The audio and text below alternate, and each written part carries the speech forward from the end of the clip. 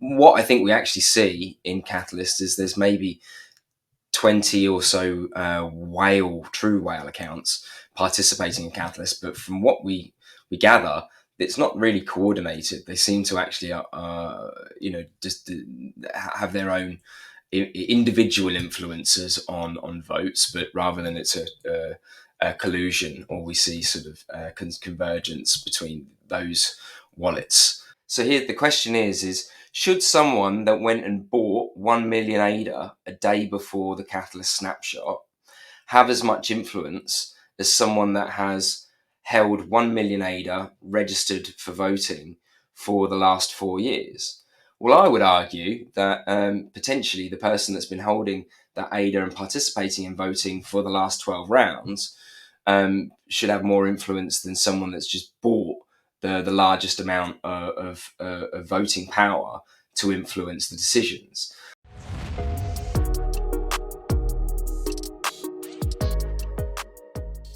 What's up, Ada Nation? Welcome to Dapp Central, your home for everything blockchain and crypto. My name's Fareed. As a part of today's video, we're doing a deep dive into Project Catalyst, where I'll be joined by 2 official members from the team. So without any further ado, let's introduce them and get them up here. And as always, if you guys do enjoy the content, make sure to smash that thumbs up, leave those comments down below. And if you want more, consider subscribing. So we've got first and foremost, Daniel Ribar, who's the head of community operations, who we'll be bringing up. Welcome up, Daniel. Pleasure to finally meet and finally host you here on the channel. How are you? Quite all right. Thanks for having us here today. Thanks for the introduction. Yeah, so my name is Daniel. I'm here together with my colleague, Chris, who you'll see shortly as well.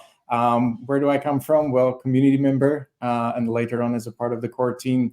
Have been tinkering about the wider ecosystem for about 7 years now, including as a stake pool operator and a Cardano ambassador at the time. But my role historically has been to serve somewhat as a bridge between the ecosystem publicly and team privately to help translate some of those requirements and feedback loops as best as we can. And today, just making sure that the day-to-day operations are meeting the expectations of just about anyone. And in my spare time, enjoying engaging with people on platforms like X as a general member of the community. So that will be me.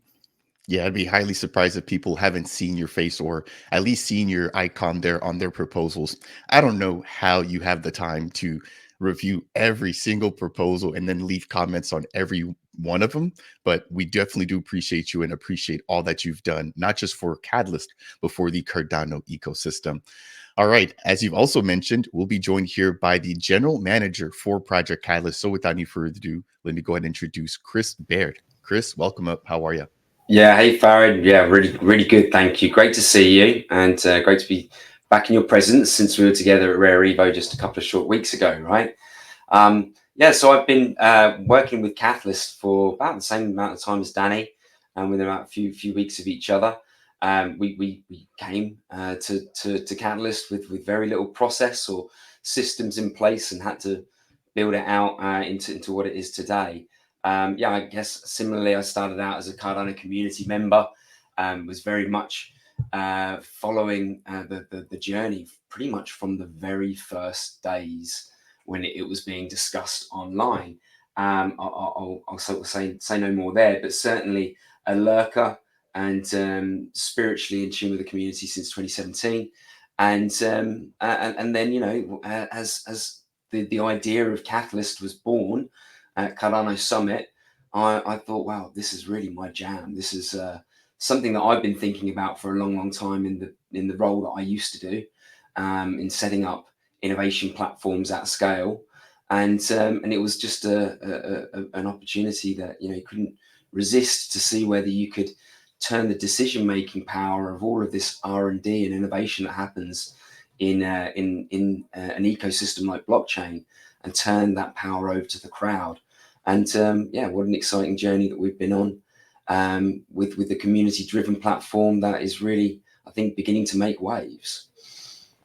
Yeah, and You just mentioned governance there. That's going to be a key topic that I would love to jump into towards the latter end if we've got the time. I think this will be a jam-packed interview session here. Again, I want to thank the both of you guys for jumping on. As a part of today's video, for the viewers listening in, we'll be discussing the background for both of these gentlemen. You guys have obviously just heard a little bit there. We'll also talk about Rare Evo. You guys were boots on the ground there. I actually was able to hang out with the both of you guys, grab a couple of pictures together, and even get a little bit of fist pumping action going on there as a part of Rare Evo.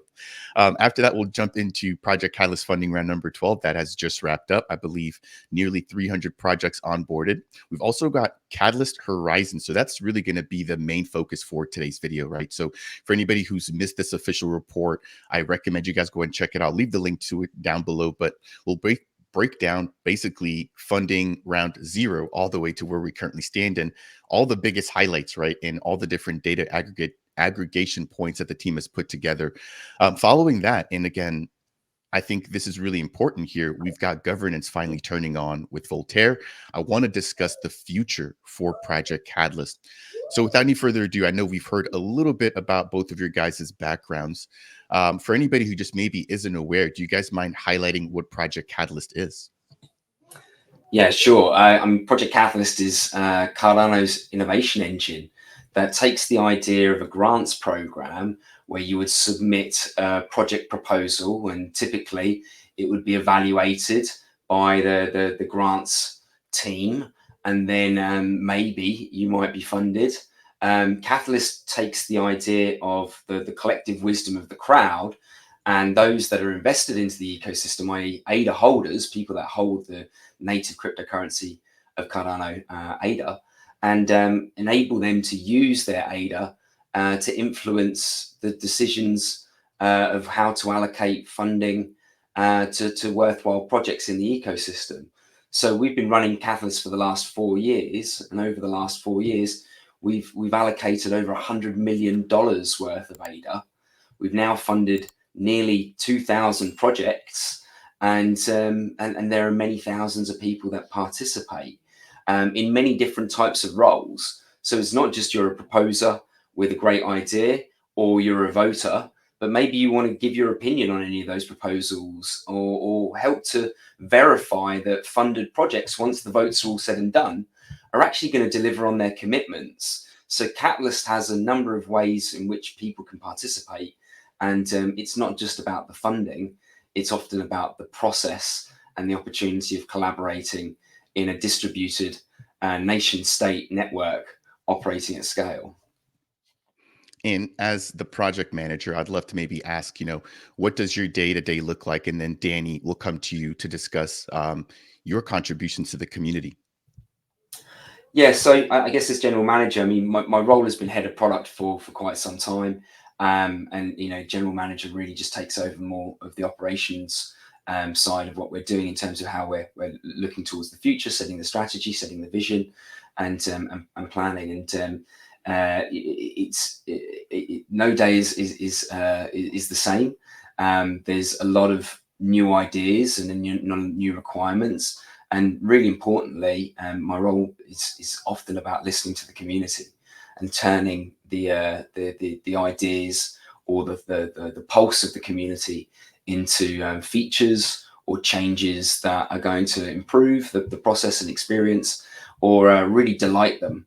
And I think we've done a really good job over the last year or so, a year or more, in really honing the community's requirements. And Danny's also been really heavily involved in some of those retrospective actions as well. So maybe Danny, you could pick up too. That's a perfect segue. Over to you, Danny.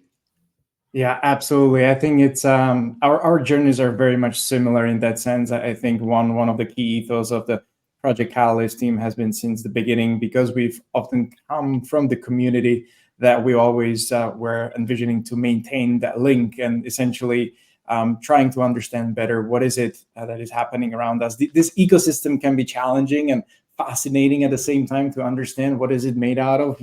People often will talk about Cardano community, but when you really zoom into it a little bit further and you spend time, you find out that it's actually community of communities, right? Like there's all these different pockets of communities, all using variety of different tools, almost even having their own jargon, their own tools and processes in place as well. So to navigate all of that has always been challenging, but also very fascinating process in the first place. And we've been lucky enough in Catalyst, as a Catalyst team, but also as an ecosystem, to be able to offer that a little bit sort of like that innovation square, almost a melting pot of all of these different communities coming together and bashing out the best ideas out and giving each other feedback. And essentially, it's not uncommon that during the history of Project Catalyst, you've seen a lot of teams form in the hallways that were people coming from all these different pockets of Cardano communities, meeting together, having a very similar mindset, and then forming teams and producing really fantastic projects later on. So trying to navigate and make sense of all of it is sometimes, as hinted, it is challenging. It is a very busy and sometimes a little overwhelming place, but I think everybody's here for the right reasons, even in the community. And what we can do best is try to tap into that ethos of what is that wisdom of the crowds like, and what is the best way to actually support and nurture it. And essentially, that's where we come in, day out. And it's not just the Catalyst team, but also extension of all the countless Catalyst ecosystem roles that Chris talked about, which are invaluable part of the whole experience. So it's super exciting, and can't wait to see where next is going to be leading into. Yeah, I'm very excited for what you guys have already built, but then again, the future, which that'll be sort of towards the end there. You mentioned this being super challenging, but I'm also sure it's super rewarding, right? The amount of community members you're able to meet, projects you're able to help from a funding perspective. Like, you guys are giving breadth to a lot of ideas, a lot of opportunities, a lot of builders that need a path forward. This is what Catalyst is all about. So before we dive into horizons here, I do want to briefly highlight funding round number 12, but do you guys also mind maybe breaking down ways that the community can join the Catalyst ecosystem, right? Whether they're contributing from a proposer's perspective or a reviewer's perspective, or maybe they just want to participate in some of the workshops. Can you guys break down what you guys are doing on that front as well? Yeah, absolutely. So what often gets paraded online, and I think Catalyst can be a very busy place, especially during the voting period. At that point, I think everybody in the ecosystem knows that the Catalyst is taking place. But what generally comes across is the proposals and the proposers behind them. But these are not the only people that actually participate in Project Catalyst, as you suggested. It's actually a wide breadth of ecosystem that supports the entire family of elements within the Catalyst. So while, yes, the proposers are the key ones who are generating the ideas and being vulnerable to actually come and ideate in a public innovation square space like Catalyst, there is this myriad of supporting roles throughout the entire process that people can participate. So in general, what you will remember, or people will refer to, that the Project Catalyst distributes funding to the projects and their ideas, but at the same time, it's funding ecosystem roles and almost providing, in some instances, part-time or almost even full-time jobs to a lot of community members who may have taken the roles in a variety of ways, such as, providing formal feedback as a community reviewer, where in the initial stages, you're evaluating projects against the criteria, such as what is an impact, what is the value for money, what is the feasibility of given projects, that provide a very, critical feedback loop to those proposers who come back time after time to iterate on their ideas and how they go forward. Or even other elements, such as, once the projects are funded, one of another critical elements are the milestone-based funding program, which relies heavily on the community participation from those best community reviewers who become milestone reviewers, and they help ensure that the roadmap that the projects put in place in the beginning of the life cycle in form of a statement of milestones is adhered through, and they're making sure that the proof of achievement, which comes back later on, is duly reviewed so that the projects can unlock the next tranches of payments.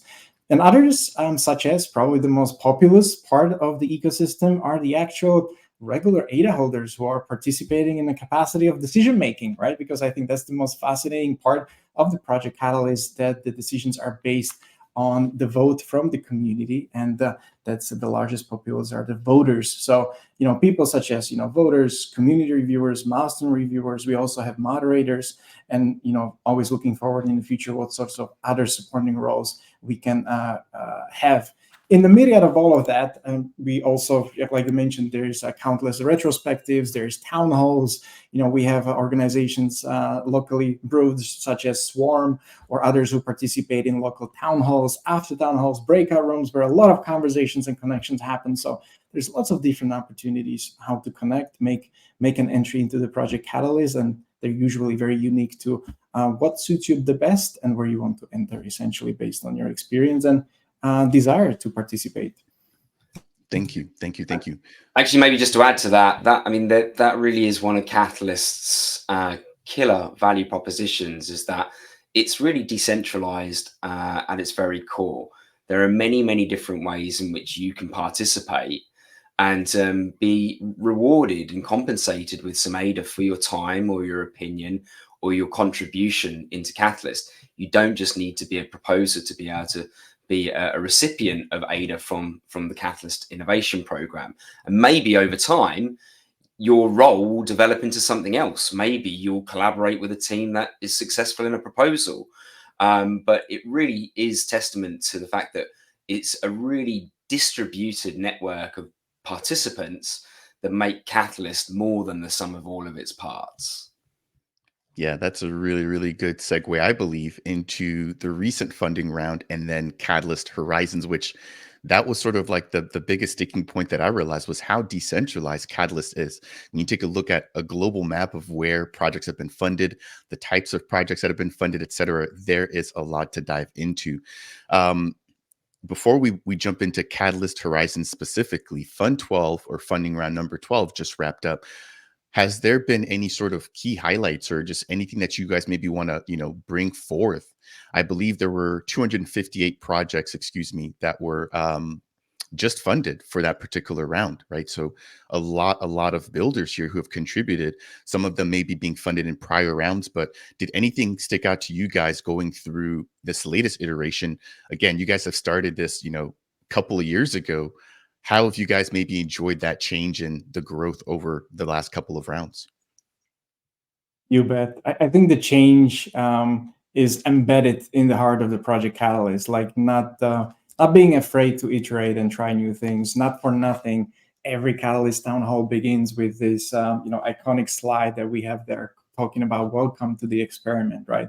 And that's basically the ethos of like, what is it all about? And Fund 12 was just like every other, following in the footsteps of those changes, and it was again once unique to its own kind. And especially what was specifically very exciting about the Fund 12 was that what took place on April 26th, where Catalyst actually launched its 12th round with an in-person community meetup in a sunny Barcelona, which has never happened before.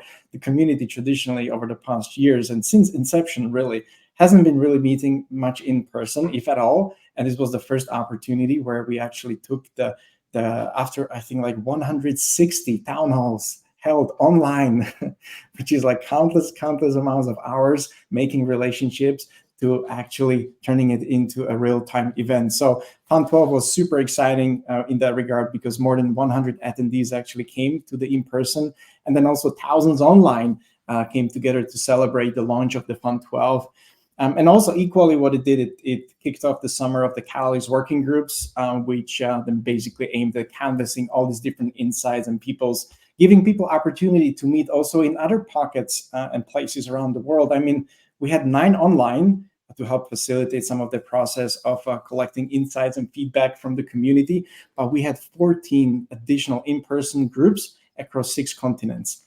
And what was really exciting about that part, that almost 40% of participants across the globe were actually people who came in for the first time into the Cardano, let alone in Catalyst ecosystem. So it was a fantastic onboarding opportunity, and the ability to verify that people have legs and feet in person after years spending in confines of the Zoom or call boxes as such. So that was super exciting, and essentially what it led to what you shown earlier on the slide just a month ago. We had the voting that concluded. 258 proposals came through, which collectively have now divided up about 47 million ADA. And what we had was almost 300,000 votes across like 7,000 wallets. So really a deep breadth of participation. And What's happening as of right now, all of these projects are diligently working through their onboarding steps, making sure that their statement of milestones are on point, making sure that their due diligence requirements are met, and making sure that they're ready to go towards the next steps. Yeah, I think some of the things I'm really excited about, the outcomes of Fund 12. There's been a whole bunch of really interesting projects that have been funded, as there are in every single round. But I think particularly in Fund 12, there was almost like a call to arms in the community to get some infrastructure, layer 2 solutions, or Oracle protocols and capabilities over the line. And what do we see? We saw Hydrodoza, Midgard. Both of those are layer 2 solutions that were just proposals just a short while ago, and now they're kicking off the delivery in the coming days and weeks. And then, beyond that, we introduced the Cardano partners category, which I'm sure we'll talk a little bit more about in a bit later. But I felt that was a really, really exciting moment. It started bringing these really large, well-established brands and institutions to come and start walking the hallways and corridors of Catalyst amongst the community. So we saw some really interesting proposals submitted, some really interesting proposals approved, and some really interesting proposals not approved.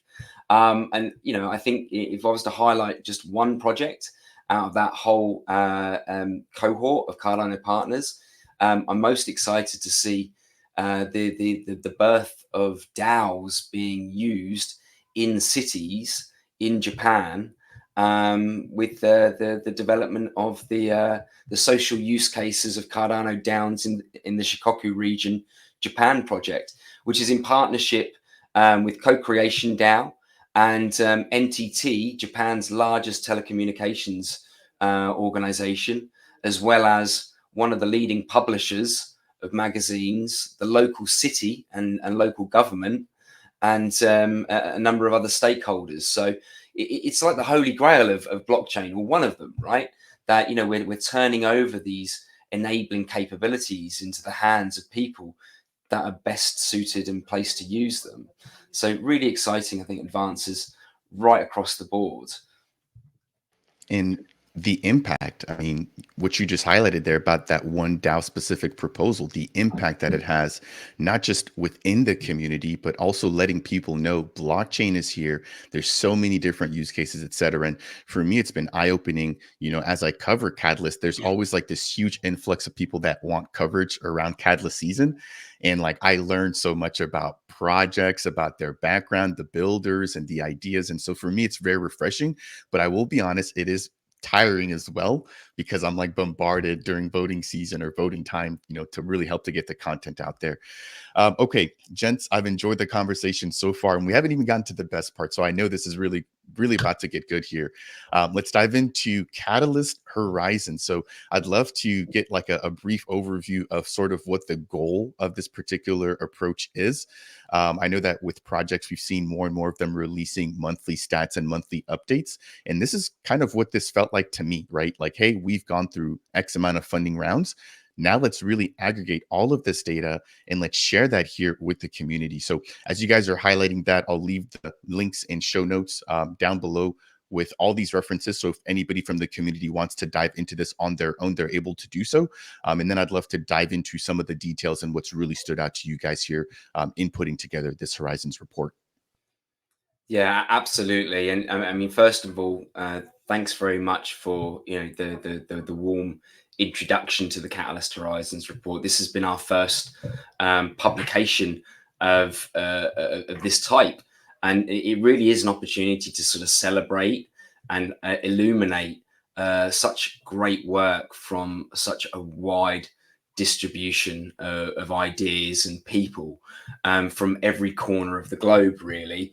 So I think, to start with, if we sort of dial back, well, before the Horizons report was published, Catalyst had, we've got a number of community tools and community contributors that are really keen to understand the data that sits within and underneath the hood of Catalyst.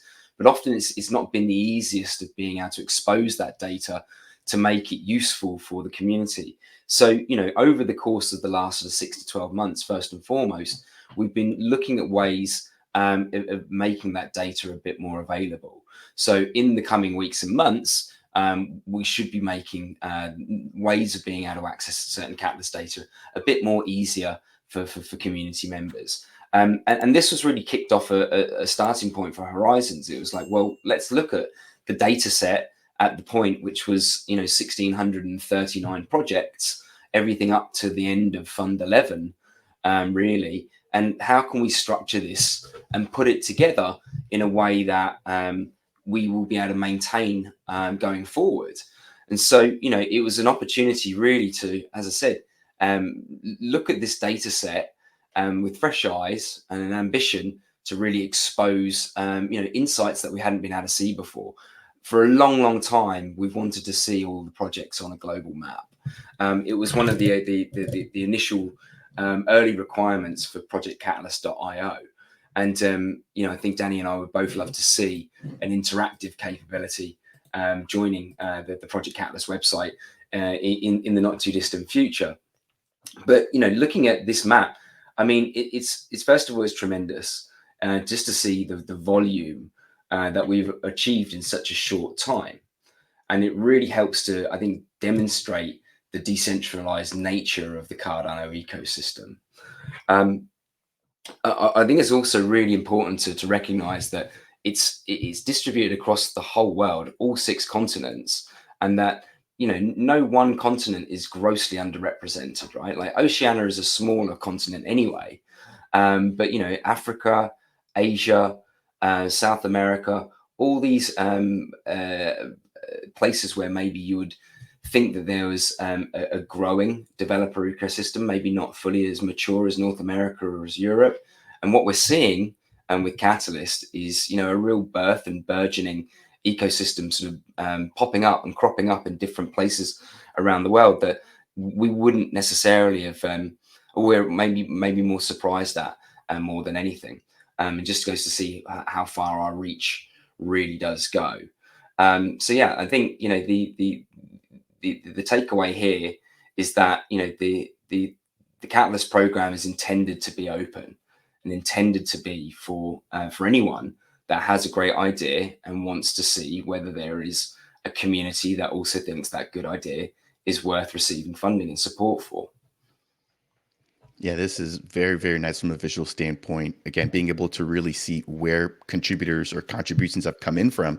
As you mentioned, interactivity, being able to maybe drill down with more specifics to see, obviously, without revealing too much, right, about where a particular idea has originated from or has been funded from is impressive to see. Now, I see a lot of other countries that don't have any of those little blips on them, right? So in an ideal world, I would love to see every single country have some sort of representation through Catalyst. That said, Danny, I mean, taking a look at this, is there anything that sticks out to you here that you want to highlight before we move over? I think it beautifully ties to the conversation we had earlier, and to build on a Chris's sentiment is like how widely distributed that ecosystem is. And I think sometimes when we are forced against the social media narrow window, like sometimes we forget about like the breadth and the depth of diversity that we're actually dealing with.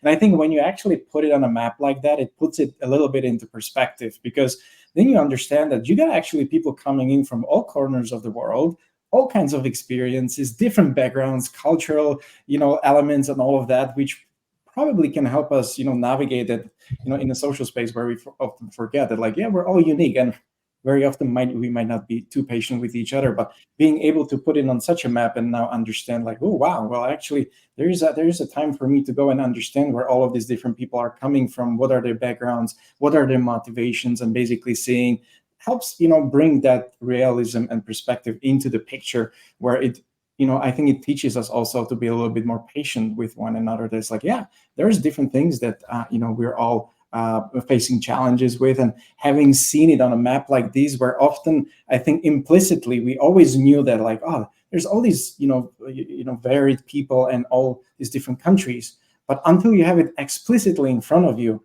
data backed on a mountain of the information that we've collected in the Catalyst over the past couple of years, it's very difficult to put it into perspective. And having it on a page like this is fascinating, and it's a testament to the community's perseverance to actually keep on pushing and making those connections, because it's not easy, right? It looks easy, but it's not. And I think we can thank the community for continuing that journey with everyone along, and then keep pushing Catalyst forward.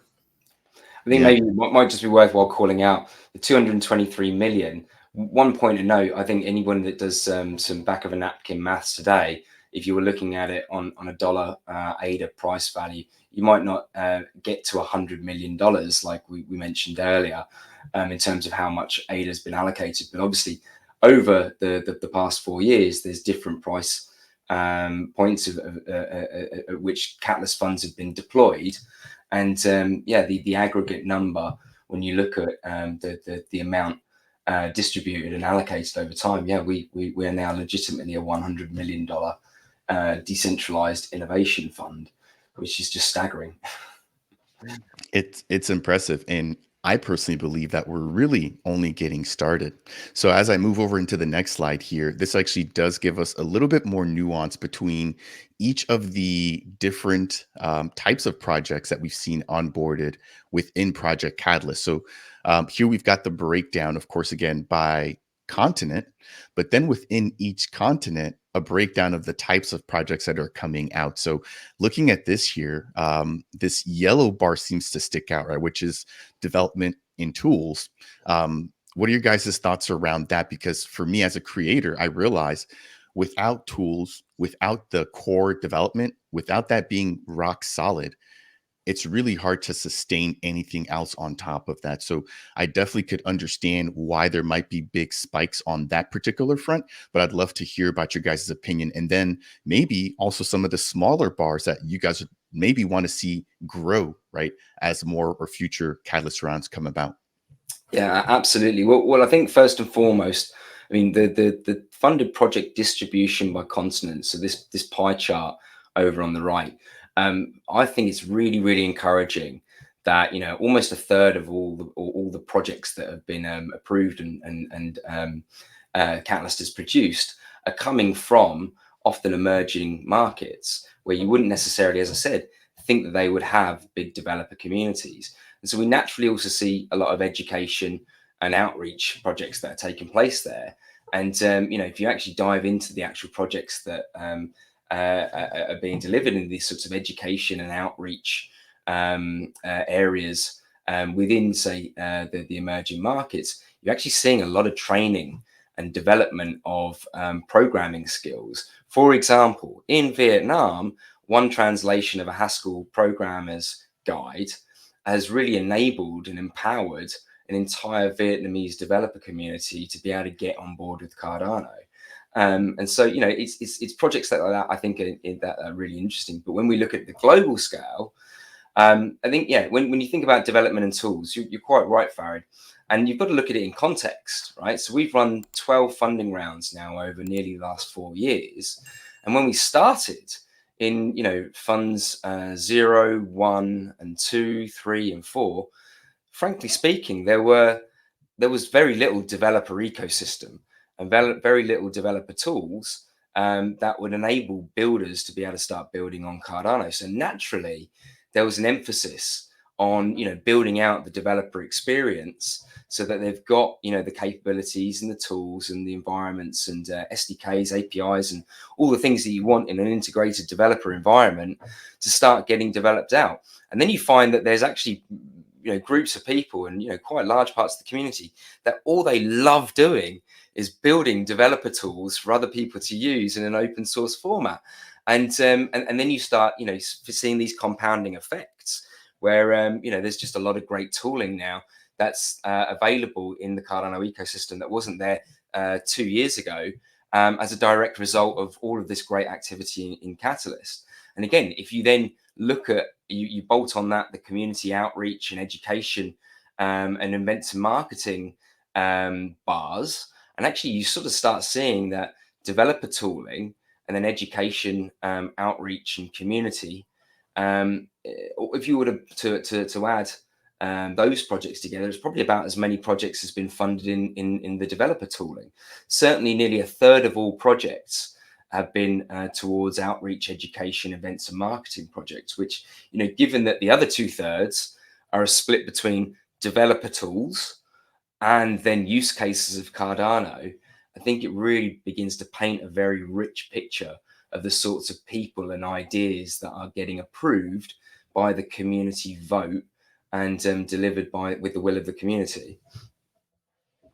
And one thing that I don't think we've highlighted yet, and I think this definitely contributes directly to some of the bigger bars that we have seen, let me jump over here, is the fact that there's different allocations. So of course, looking here, the RWA, or excuse me, the real world integration section, we'll dive into that a little bit later. I feel like that's sort of on its own. That's got 8 million ADA allocated to it as a part of this last round. But then next, we've got developers with 10 million, and then we've got ecosystem 5.5 million use cases or concept MVP, and then the product all share collectively around 22 million-ish ADA. So I think the fact that like there is a lot of funds there obviously pushes people there, but I think you're also right about the fact that like this is just a way of the Cardano community.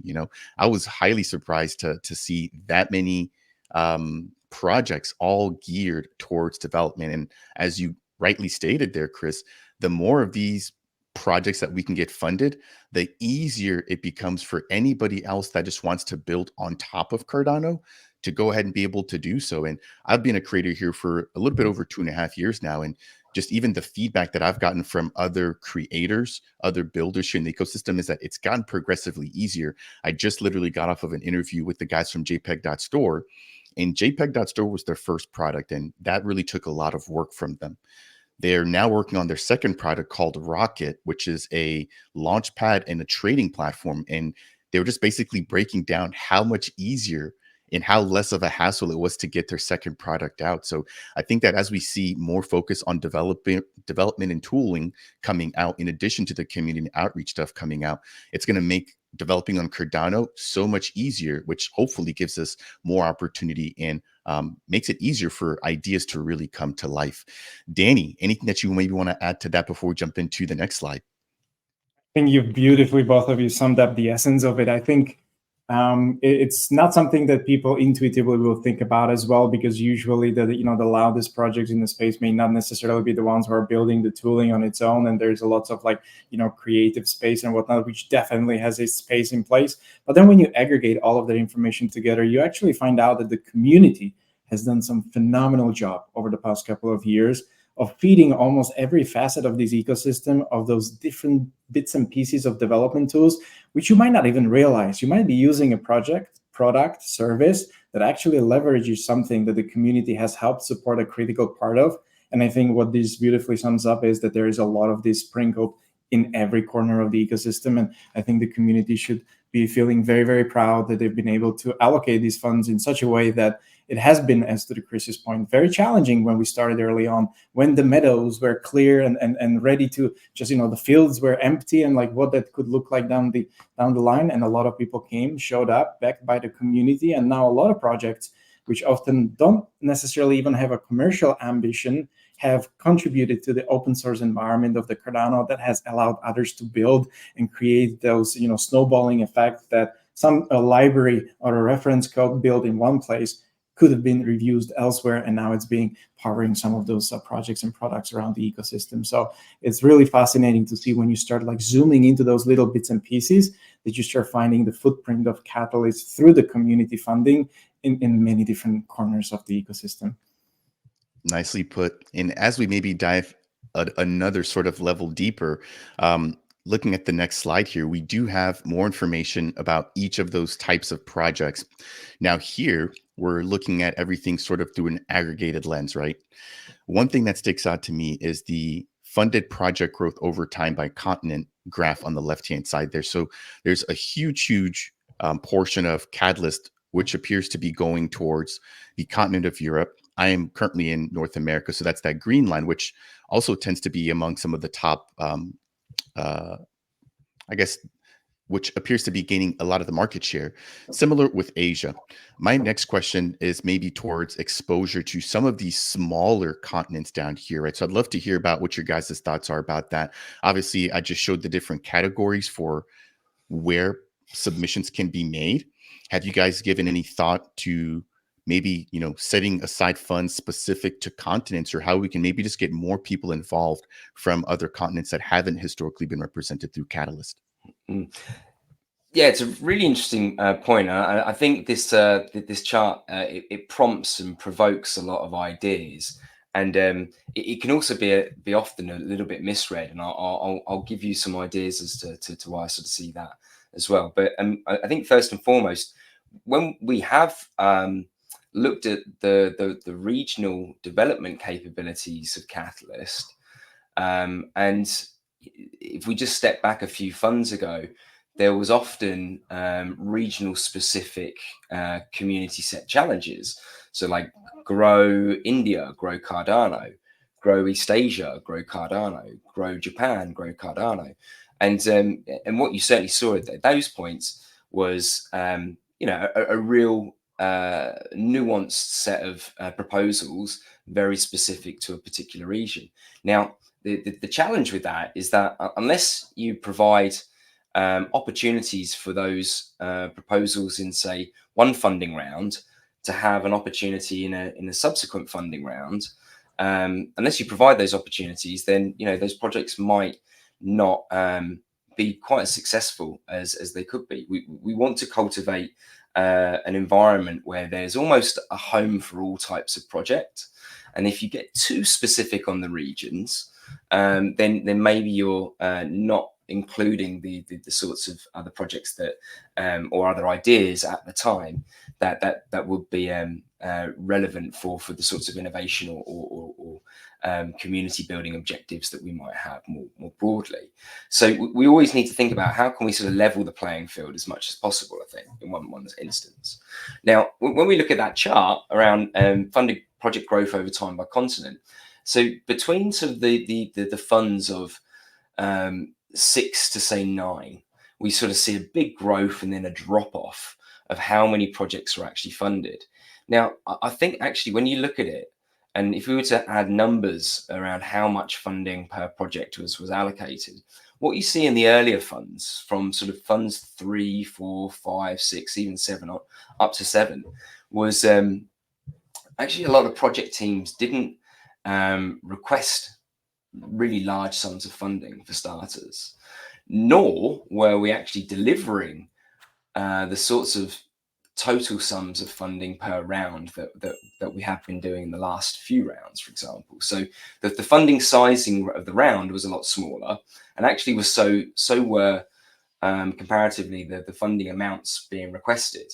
But then when we got to sort of fund 6 and 7, and then 8 in particular, there was a large expansion of how much funding was available. We got to the points of being able to deliver rounds of about $16 million of ADA per round.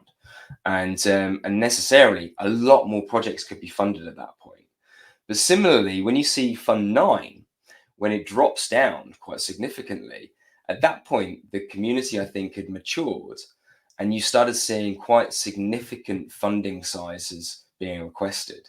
So necessarily, the more funding you request, probably the less proposals that are actually going to get funded on balance. And so, yeah, I think there's a number of ways to sort of slice and dice that chart, but it's certainly an opportunity to say, well, actually, on balance with the previous slide, you can see that less projects are being funded in Africa and Asia compared to, say, Europe and North America. So does that mean that the Cardano community should think about strategies to fund and grow underrepresented areas? And that's, I think, going to be something of a topic of discussion as we move more concertedly into the age of Voltaire. Nice. Danny, anything that you want to add there? And I appreciate the explanation, because I actually didn't realize myself that you're all right. This actually also captures the funding rounds. And so that steep drop off, I was actually going to ask about that, but you've actually, answered it beforehand, which is really great to hear. And I definitely remember Catalyst reopening, I think it was after, like, there was a huge break between, I think it was 9 and 10, and seeing how many people, rushed to submit. And as you correctly stated, there were much bigger amounts. So it was super competitive.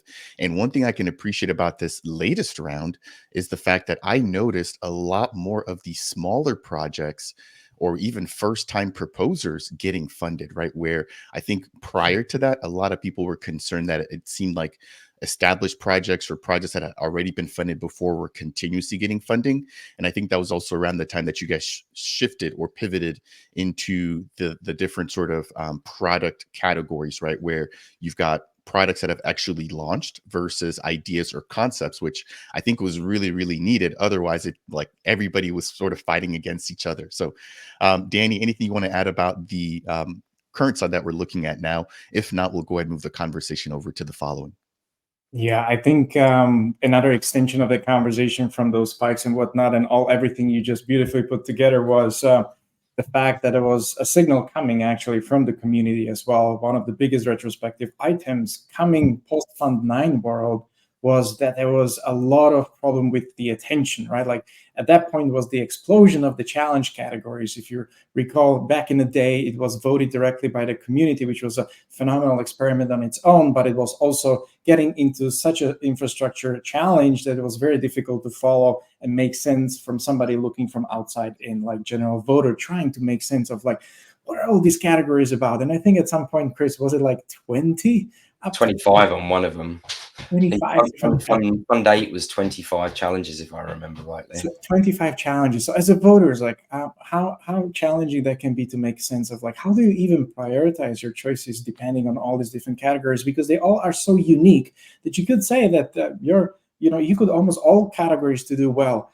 And one of the biggest feedback points there was like, well, we need to bring it back under the control a little bit in a sense of consolidation. And that's where also that graph starts telling the story that now we created a much more clear framework for not only the voters, but also proposers to understand like, where should I position my project the best? Like, where is that place? And to your point that you were just talking about, like having those different tracks has helped tremendously to basically, a shoulder up a space for the very, similar projects, because you can't really have a proof of concept ideas competing with incumbent products and services that are already, having users and have different kinds of sets of issues. But you can segment them and create that safe, innovation space where as a voter as well, you are understanding now like what sort of maturity levels are you choosing from. And so when you're looking at those, whether it's the concept and the product, solution MVP categories, that you're essentially understanding like, okay, these are like a lower maturity companies first,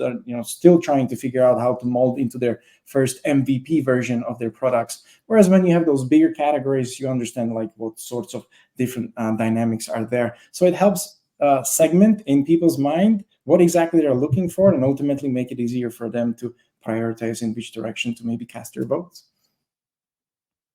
And that's by far, I think, one of the biggest changes that I've come to appreciate from you guys in the latest funding rounds was just that, the breaking down, because I've had, and again, from a content creator's perspective, I've had single people that have come on with proposals to teams that have, contributed to hundreds of thousands of dollars to the ecosystem.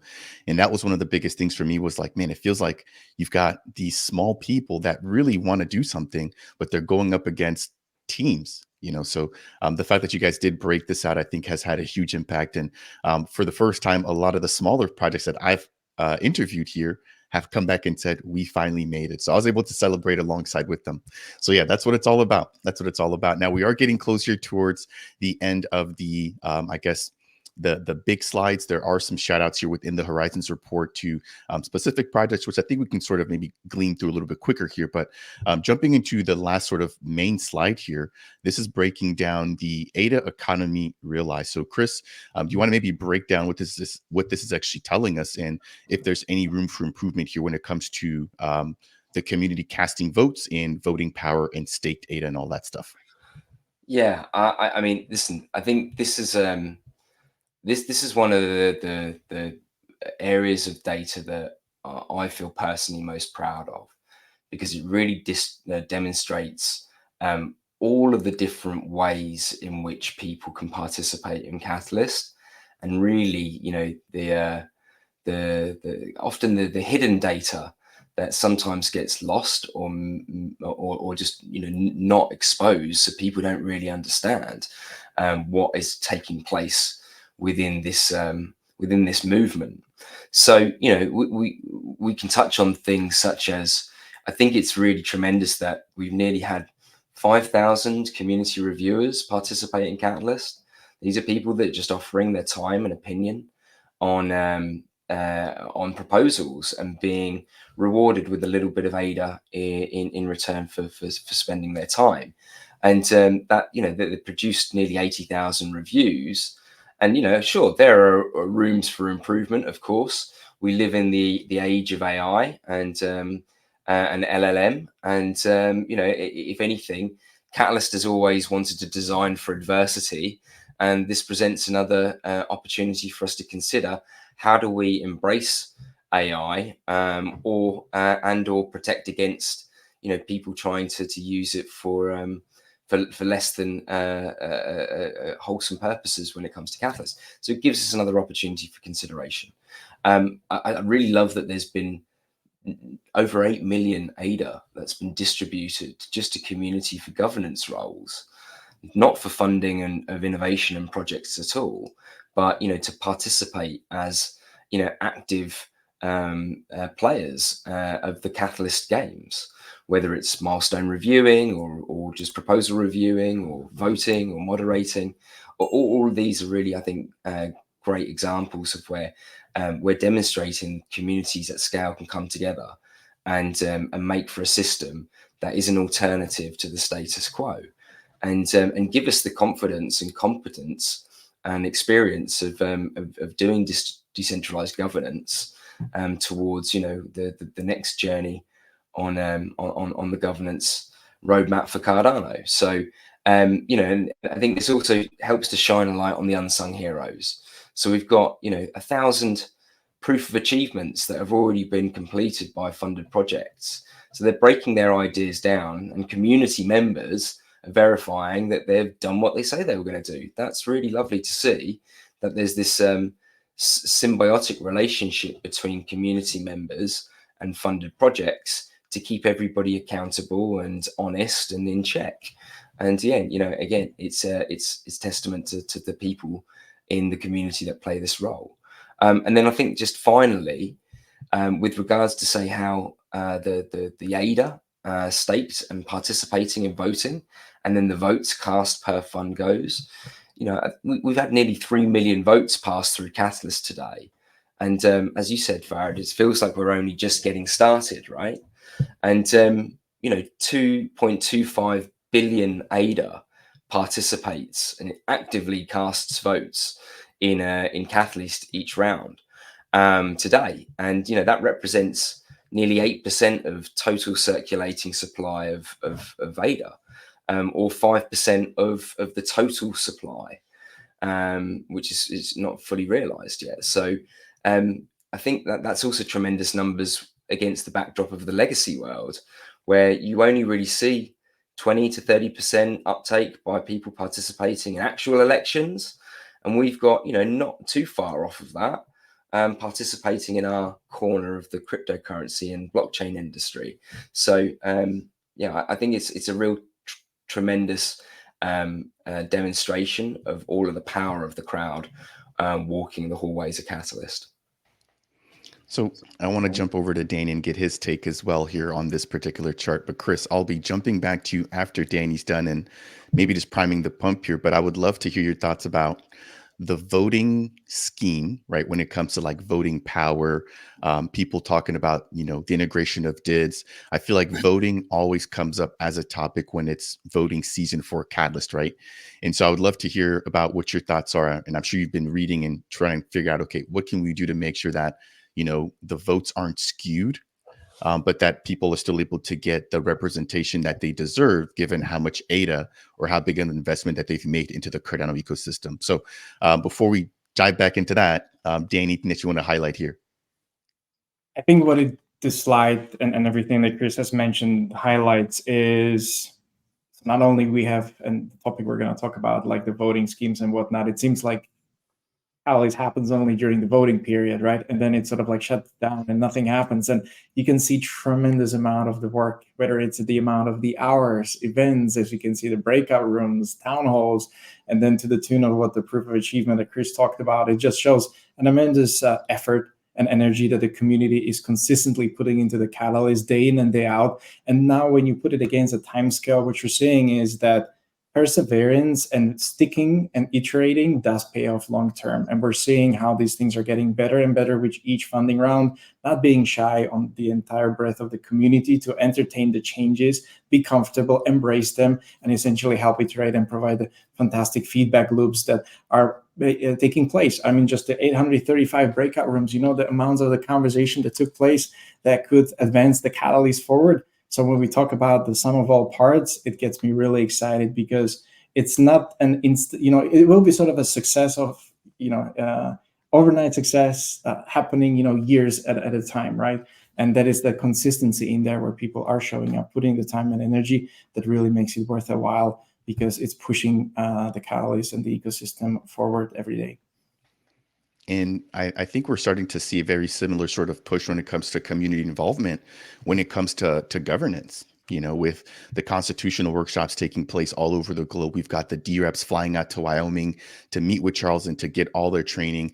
And so, again, I think it's not just specific to Catalyst, which of course that's great. I think it's just sort of the mentality that the Cardano community has, which is to put your hands to the plow. If you want to see something change, go join, the Intersect MBO, go join whatever working group, go join and attend workshops. Like there's ways to get involved. And I think that last slide shows that the community has been doing its part in voting and also putting together a lot of different pieces to the puzzle when it comes to executing, but then also improving Catalyst.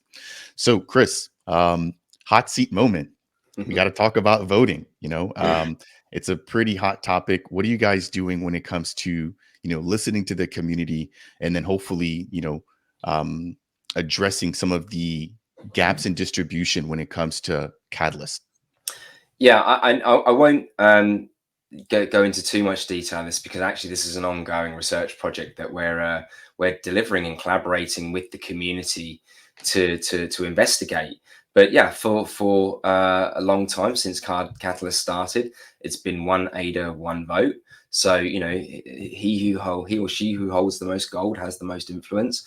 What I think we actually see in Catalyst is there's maybe 20 or so true whale accounts participating in Catalyst, but from what we gather, it's not really coordinated. They seem to actually just have their own individual influences on votes, but rather than it's a collusion, or we see sort of convergence between those wallets and whatnot on the voting outcomes. That said, Catalyst is privacy preserving in terms of its votes. So the Catalyst team, nor does anyone in the community have any actual idea which way any wallet voted, whether it was for a vote or an abstain. We certainly have made some changes to the Catalyst voting system over the years. Most recently, a couple of funds ago, was to remove downvoting as the other option to upvoting, and instead moving to a yes and abstain vote. And I think that's had a tremendous release of pressure and provided a lot of goodwill and momentum going into Fund 11. Going forward, the research project that I mentioned was approved by the community in Fund 11. It's a collaboration between the Catalyst team, the Veritas research team, which is led by Roman Alinikov, who was the one of the authors or co-authors on the original Treasury cryptocurrency paper that the Catalyst Research Foundations are built from. We'll happily provide a link if anybody wants to dive into that, and also the proposal.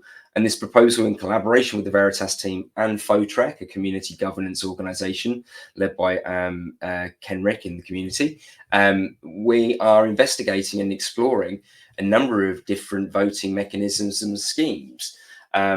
Along as there been a desire to explore identity in Catalyst, and the notions of quadratic voting, where you would need to have a proof of identity to then be able to participate. But in a nutshell, quadratic voting will level out some of the distribution of wallets. So those with the smallest amount of ADA holdings will have more influence than they currently do, and those with the largest amounts of ADA holdings will have less influence. And also, all the wallets in between across the different scales would have a normalization to some extent. Now, to add to that, because quadratic voting, in my opinion, isn't really the answer to the problem.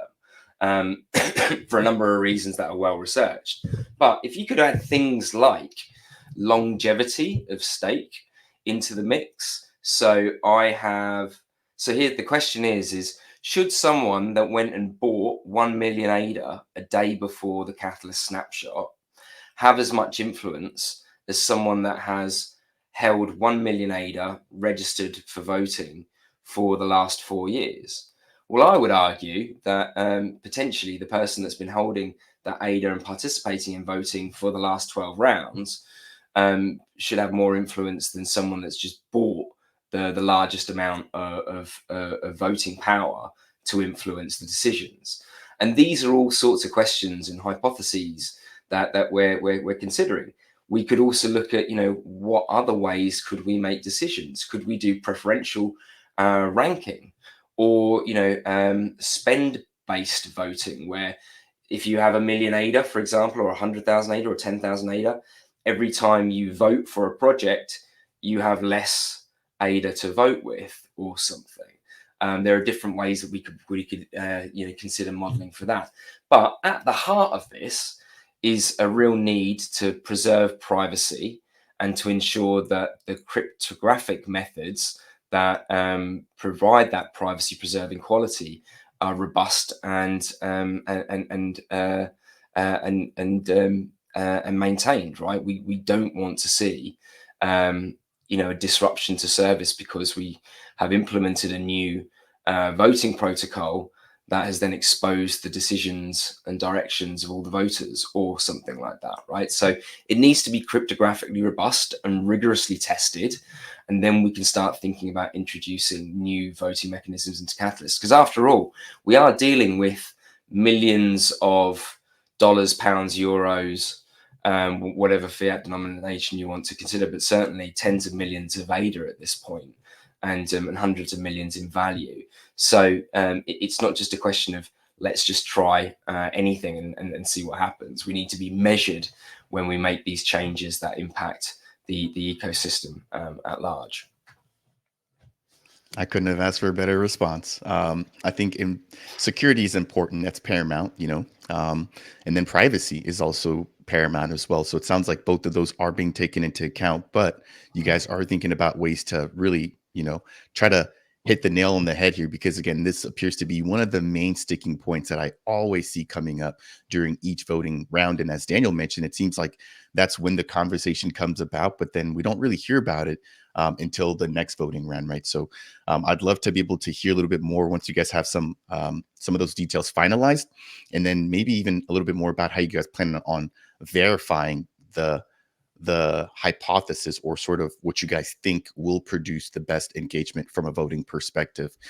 Now, we've been going for just about an hour. This has been a really, really awesome conversation. I do want to go ahead and give you guys a little bit of time to hopefully enjoy your Friday to yourselves. So as we get ready to close out here, I think there's two things that I would like to discuss very, very briefly.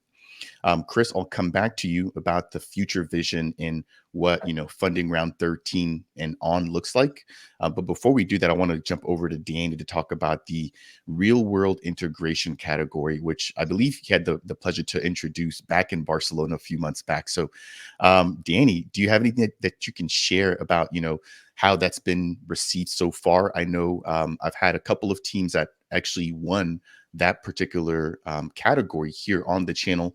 I believe, oh my goodness, like Empower was one of them. I've also discussed, I feel so bad now. I'm forgetting everybody's names, but I've definitely had them here on the channel. So I'd love to hear about, how are things going? Because that's the first time that we've had this category actually go through an actual round. Yeah, absolutely. But I will divert back to Chris and I'll tell you why. He's had a tremendous opportunity to actually talk to all of them as one of our onboarding requirements, as you might notice, like during the Fund 12, there was a little bit of a different dynamic in terms of like how these proposals came about. They had a bit more extended submission period, and they didn't go through the traditional community review, but there were dedicated one-to-one interviews where a lot of great insights were resurfaced, and Chris was at the epicenter of all of them. So I think he's going to be able to provide a lot of that color that I probably couldn't, and I wouldn't do a good justice to it. So Chris, if you don't mind, I'll hand it over to you. Yeah, so Cardano partners and real world integrations was a really exciting evolution of Catalyst, and it's produced 6 really fantastic and inspirational projects. I think the bottom line was the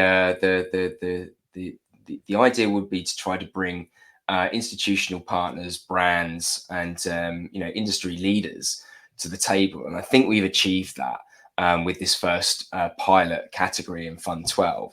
But that shouldn't discount that there were 70 proposals, most of which came with some really interesting organizations and collaborators coming to the table. And maybe just a number of those proposals were just a fraction too early compared to maybe the ones that ended up being funded because they had those relationships already locked in. But I think the most inspirational part of this was that a lot of these organizations were seeking out Cardano and the Catalyst program, and then deciding to take the plunge. Often with receiving ADA or cryptocurrency as payment for their R&D work. As the first time that's happened within their corporate structure. So I think that's a really, really interesting point, that we're now seeing institutions that are willing to consider this as a viable method to fund innovation in blockchain for their industrial use cases. Now, when we look at what's going to be funded this time around, I mean, there were 6 really interesting projects. As you said, Empower with Nairobi Securities Exchange are going to be making more tokenized assets available via that exchange, and really start to fuel, I think, some of the affordable housing and crowdfunding objectives that the Empower team really have as the core vision and mission for their business. Separately, I think the Liquid Finance team and Blockchain Impact have brought Apex, which is an asset manager that holds over $3 trillion worth of assets under management today, and they're going to be tokenizing gold on the Cardano blockchain. And this is, a very, very mature relationship. The cutting edge Web3 detection will see Israel's largest publicly traded company, Checkpoint, deliver cybersecurity measures that is going, in their own words, going to motivate the rest of institutions across the world to start looking at Cardano as a viable blockchain to develop on, because of their, partly in part because of the technology and the fundamentals, but also because the cybersecurity seal of approval that an organization like they will provide. I mentioned about the social use case implementation of DAOs earlier on in Japan. I'm really looking forward to meeting the team in a couple of weeks in Japan. And then I think, one of the other most exciting ones for me was this securing forensic chain of custody for Indian state government. So Uttar Pradesh government, which is a region of 240 million people in India, have a forensic management solution. So when, like CSI, if everybody remembers that TV program, but, for forensic evidence management in the police department. And the collaboration between Quixi and then a Cardano implementer organization based in India, in Uttar Pradesh, are going to realize a provenance chain of custody being posted and propagated through the Cardano blockchain, and using that to secure that chain of custody evidence for the Indian state government.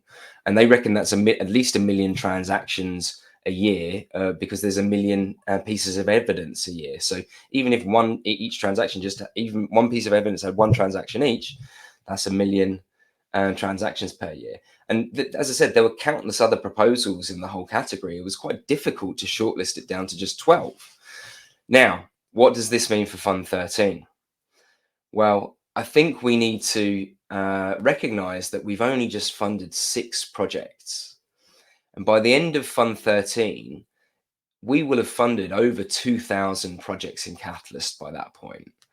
So I put it to you guys in the community, wouldn't it be wonderful if just 1% of those projects could be with some of the biggest and brightest opportunities on the planet? So how do we get there? Well, that's information for another time. But needless to say, Fund 13 is launching in just a few weeks, and the intention is to extend the capabilities of that one category. I would love to have you guys back on for a part 2.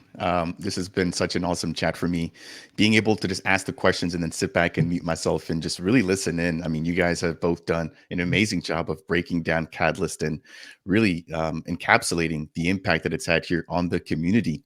And so I think this is a really, really good segue into the outro here. And I definitely have a lot more questions that I wanted to dive into, especially, surrounding governance and the treasury. But I think we'll again save that for a separate talk. As we get ready to head out here, Chris and Danny, any parting words or thoughts that you want to share with the community, as it pertains to funds 0 to 12, 13 and on, whatever the case is, like this is your opportunity to highlight anything that you want to. Wow, where to begin, where to end? I think there's so many things that one could choose from, but I think I can just reiterate the endless appreciation for the support that the community has been showing to each other, to the Catalyst team, and vice versa, because it definitely is a challenging topic that we're all trying to collectively solve. You hinted on the conversations of the governance. This is very much in the wheelhouse.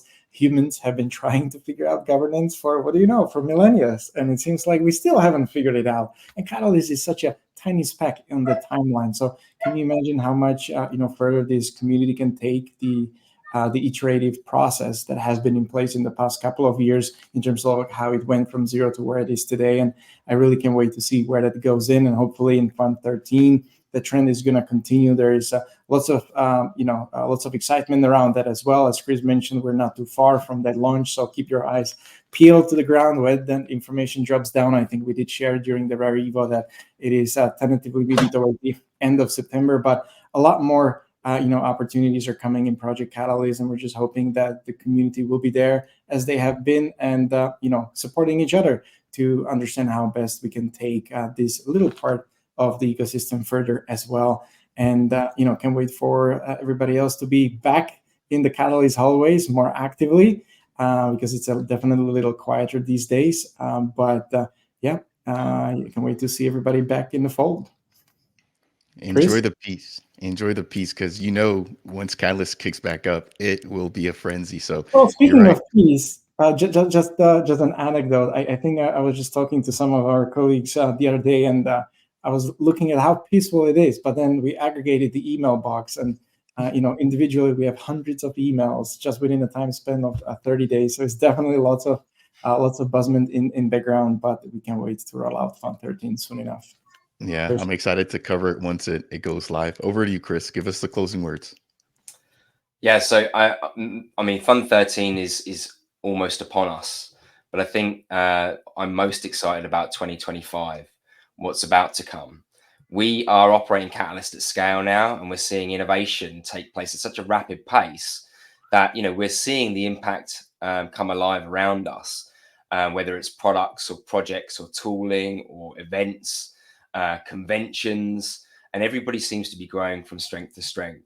So not only am I looking forward to seeing how Catalyst is able to replicate and continue developing its momentum over the next 12 months, I'm looking forward to seeing how we're able to collaborate, interact, and maybe even leverage our well-trodden paths and tooling to support the age of Voltaire, so that we're not all just doing everything independently, that we're using common tools, common frameworks, things that we've become familiar with over the last few years.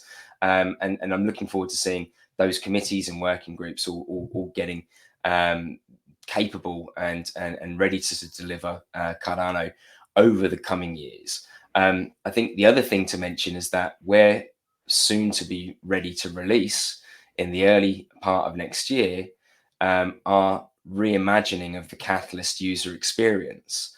So we will be launching Catalyst Voices, one of the projects that we're in deep R&D for at the moment, which is unifying the proposal submission, the voting, and the ongoing Catalyst experience for project management.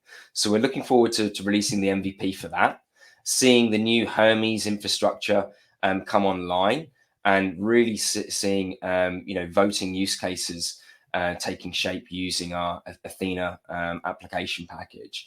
So we've got a lot of great things that are in the works within the Catalyst team, whether it's in fund operations with Fund 13 about to launch, or with Catalyst Innovations coming to the table next year.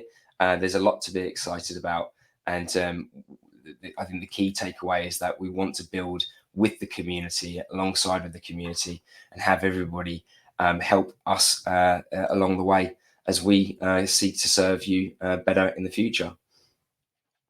Yeah, what a wonderful closeout message there. And kudos to both of you guys. And of course, the entire Catalyst team that's made this big of an impact at such a young and pivotal time for Cardano, right? So I look forward to continuing this conversation. Again, would love to host the both of you guys as Fund 13 comes about, and as Catalyst just continues to mature. You guys feel free to reach out here. You guys are more than welcome on. It was a pleasure getting to shake both of you guys' hands, hang out with you guys for a little bit at Rare Evo, and look forward to doing it again, hopefully at the Cardano Summit taking place in Dubai. I'll be there, and I'm sure that you guys will be there too. For you, the viewers watching at home, if you guys have found any portion of today's video to be helpful, informational, or just plain old insightful, please make sure to smash that thumbs up. It's one of the best ways to support me as a content creator. Not only does it help to get this out to other members within Cardano, it also helps to reach others outside of the current ecosystem. In addition, if you want more content just like this, consider subscribing to Dapp Central. And last but not least, if you have any questions for me, Chris, or Daniel about Catalyst, the impact it's had, or just how you can participate, make sure to go ahead and leave a comment down below. That said, and as always, we'll see you all in the next video. Cheers, everybody. Bye-bye.